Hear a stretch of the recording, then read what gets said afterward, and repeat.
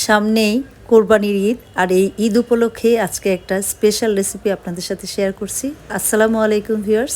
আজকে আমি কাচ্চি বিরিয়ানির রেসিপিটা আপনাদের সাথে শুরু থেকে শেষ পর্যন্ত শেয়ার করব। আর তার জন্য আমি নিয়েছি এখানে তিলদা বাসমতি রাইসটা। এই চালটা অনেক বেশি ভালো, তো আজকে আমি এটা দিয়েই করেছি। আর আজকে যেই প্যাকেট মশলাটা আমি ইউজ করব সেটা হচ্ছে শান। তো কেন জানি না এই মশলাটা আমার অনেক বেশি ভালো লাগে রাঁধুনির চেয়ে। তো আমি এখানে নিয়েছি মাটন, 1 কেজির মতো মাটন নিয়েছি। আর এখানে আমি সব মশলাগুলো মাংসের সাথে ম্যারিনেট করব। লবণ দিয়ে দিলাম, দিয়ে দিচ্ছি এখানে আমি পরিমাণ মতো আদা রসুন পেস্ট, পেঁয়াজ বাটা সহ সব মশলাগুলো আস্তে আস্তে শেয়ার করছি। এখানে বাদাম বাটা দিয়ে দিচ্ছি। এখানে আমি 2 রকম বাদাম বাটা দিয়েছি, চীনা বাদাম এবং কাজু বাদাম দুটোই আছে এখানে। পেঁয়াজ বাটাটা একটু পরিমাণে বেশি দিব আমি। আর এখানে দিয়ে দিচ্ছি গরম মশলা। গরম মশলার ভিতরে আছে এলাচ, দারচিনি, তেজপাতা, লবঙ্গ, গোলমরিচ। যদিও আসলে মশলাগুলো প্যাকেটে থাকে, তারপরে আমি কিছু কিছু আমার সিক্রেট মশলাও ইউজ করছি। এখানে আমি টমেটো পেস্টের একটা মশলাও ব্যবহার করেছি, আর প্যাকেট মশলাটাও দিব। তো এখন আমি দিয়ে দিচ্ছি একটু সয়া সস, সেই সাথে আমি দিয়ে দিচ্ছি লেবুর রস, যেটা আমার কাছে আসলে ভালো লাগে। আর কেউ যদি লেবুর রসটা ইউজ করতে না চান তো স্কিপ করতে পারেন, তবে এটা খুব সহজভাবে আজকে রেসিপিটা দেখানোর চেষ্টা করছি। আর আজকে আমি এই রেসিপিটাতে টক দই না দিয়ে সরাসরি আমি এটা মিষ্টি দই দিয়েই করছি। এখানে আমি 3-4 চামচের মতো মিষ্টি দই দিয়ে দিয়েছি, আর দিয়ে দিচ্ছি তেল। আর এখন সেই মশলাটা শান প্যাকেট মশলা থেকে 4 চামচ পরিমাণ মশলাটাও দিয়ে দিয়েছি। আর এখন দিয়ে দিচ্ছি পেঁয়াজ বেরেস্তা। এখানে আমি ঘিও দিয়ে দিয়েছি 2-4 চামচের মতো। তো ওটা ম্যারিনেট করব 2-3 ঘন্টা। আর এখানে আমি চালটা ভিজিয়ে রাখবো প্রায় 15 থেকে 20 মিনিট, তাতে করে কিন্তু ঝরঝরে হয়। আর এগুলোই হচ্ছে একটা বিরিয়ানি রান্না করার টিপস। বাসমতি চালটা একটু সময় লাগে, তাই এটা আমি একটু ভিজিয়ে রাখছি। আর এদিকে কাচ্চিতে আলু হবে না তা তো হয় না, আলু বড় বড় করে কেটে নিয়েছি। এখন দিয়ে দিচ্ছি অল্প একটু জর্দা আর রং, আর দিয়ে দিচ্ছি লবণ, আর অল্প একটু ঘি দিয়ে এটা আমি ম্যারিনেট করে রাখছি, তাতে করে আলুতে যে একটা লবণাক্ত না থাকলে কিন্তু ভালো লাগে না একদম লবণ ছাড়া। তো একটু ঘিরও ফ্লেভার আসবে, এর জন্য আমি দিয়ে দিয়েছি এখানে। আর এখানে অন্যদিকে আমি চুলায় চলে এসেছি। এখানে দিয়ে দিচ্ছি একটা প্যানে পর্যাপ্ত পরিমাণের পানি। পানিটা একটু বেশি পরিমাণে দিতে হবে।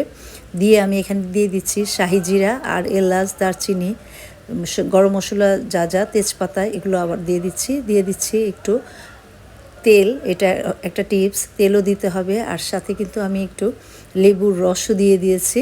তো এটা দিলে চালটা ঝরঝরে থাকবে। তো সেই সাথে লবণটাও একটু পরিমাণ বেশিই দিতে হবে, কারণ পানিটা তো আসলে ফেলে দিতে হবে, এর জন্য লবণের পরিমাণটাও বেশি দিয়ে এখানে চলে এসেছি আমি গরম পানি নিয়ে। একটা বাটিতে আমি গরম পানি নিয়েছি, দুধ মিলাচ্ছি। আর অন্য একটাতে গরম পানিতে আমি একটু এখানে জাফরান মিশিয়েছি কালারের জন্য। তো এই তো আমি কিন্তু চালটা দিয়ে দিয়েছিলাম। এটা যখন 50% হয়ে গেছে তখন কিন্তু চালটা আমি এভাবে ছেঁকে তুলে নিচ্ছি। এর জন্যই লবণের পরিমাণটা একটু বেশি দিতে হয়, যাতে করে চালটাতে ঠিকভাবে লবণটা পৌঁছায়, না হলে কিন্তু কম দিলে আরও কম হয়ে যায়। এই তো এখন আমি এই দুধটাতে দিয়ে দিব এখানে 2.5 চা চামচের মতো ঘি। এটা কিন্তু আমি আলাদা আলাদা করে না দিয়ে দুধের সাথে দিয়ে দিচ্ছি, যাতে করে চালে যখন আমি দিব এটা সব জায়গাতে কিন্তু পৌঁছে যাবে। তো এই তো এভাবে করে এখন আমি ম্যারিনেট করা মাংসগুলোর উপরে আলুগুলো বসিয়ে দিচ্ছি, যেটা আলুটাও কিন্তু বেশ কিছুক্ষণ ম্যারিনেট হয়ে গিয়েছে। আর মাংসটা আমার 2 ঘন্টার কিছু উপরে ম্যারিনেট করেছি। এখন এই চালগুলো উপরে দিয়ে দিচ্ছি। তো কিছু চাল দিয়ে এর উপরে কিন্তু আমি সেই দুধ আর ঘি মেশানো পানিটা দিয়ে দিচ্ছি। তারপরে বেরেস্তা, কাঁচামরিচ দিয়ে আমি এখানে কিছু আলু বোখারাও দিয়ে দিয়েছি। দিয়ে আবারও একটা রাইসের লেয়ার দিয়ে দিব।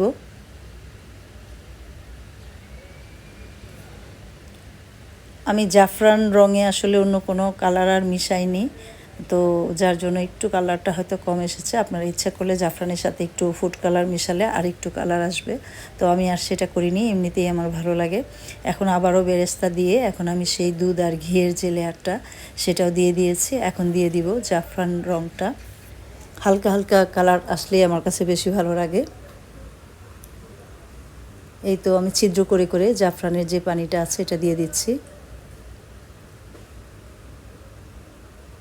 এখন আমি এটাকে ফয়েল পেপারে পেঁচিয়ে নিচ্ছি। অনেকে ইচ্ছা করলে এটা আটা দিয়ে করতে পারেন, কিন্তু আমার এই প্যানটা যেহেতু কিনারটা একদম চিকন, তো এখানে আর আটার করিনি, ফয়েল পেপারটা দিয়ে পেঁচিয়ে আমি এটার উপরে ঢাকনাটা দিয়ে খুব ভালোভাবে এটা ঢেকে চুলায় দিয়ে দিব। আর এটা চুলাতে খুব অল্প আছে বসাতে পারেন অথবা তাওয়ায় বসাতে পারেন। তো আমি কিন্তু তাওয়ায় বসিয়ে করেছি। একদম প্রথমে তাওয়াটা একটু গরম করে নিয়ে তারপরে মিডিয়ামের চেয়েও একটু কম আছে আমি রান্নাটা প্রায় 1.5 ঘন্টার মতো করেছি। সেইভাবেই আপনারা করতে পারেন। তো আমি খুব ভালোভাবে সিল করে দিয়েছি যাতে কোনো বাতাস না ঢুকতে পারে, বের না হতে পারে, সেটাও দেখতে হবে, কারণ বাতাসটা বের হয়ে গেলে ভিতরে কিন্তু মাটনটা সেদ্ধ হতে সমস্যা হবে। এই তো দেখতেই পাচ্ছেন আমার চুলায় রান্নাটা হচ্ছে। তো রান্না শেষে আপনাদের সাথে দেখাবো কতটা ঝরঝরে হয়েছে। আর আমার এই রেসিপিটা ফলো করলে আপনাদেরও এরকম হবে। একদম চালগুলো এত সুন্দর ছিল যে ঝরঝরে, এবং কি বলবো যে রেস্টুরেন্টে আসলে আমরা অনেক দাম দিয়ে এগুলো খেতে যাই, কিন্তু এইভাবে রান্না করলে কিন্তু একদম রেস্টুরেন্টের মতোই স্বাদ ঘরেই পাবেন। তো অনেক বেশি মজা হয়েছিল খেতে। তো আপনারাও করে দেখতে পারেন আমার এই রেসিপি ফলো করে। আর মাটনটা এত সুন্দরভাবে কুক হয়েছে আর নিচেও লাগেনি, একদম টাইমটাও পারফেক্ট ছিল। তো আসন্ন ঈদে কিন্তু সবাই ট্রাই করতে পারেন। তো কেমন লাগলো অবশ্যই কমেন্ট করে জানাবেন। তো আজকের মতো এখানে শেষ করছি। আল্লাহ হাফেজ।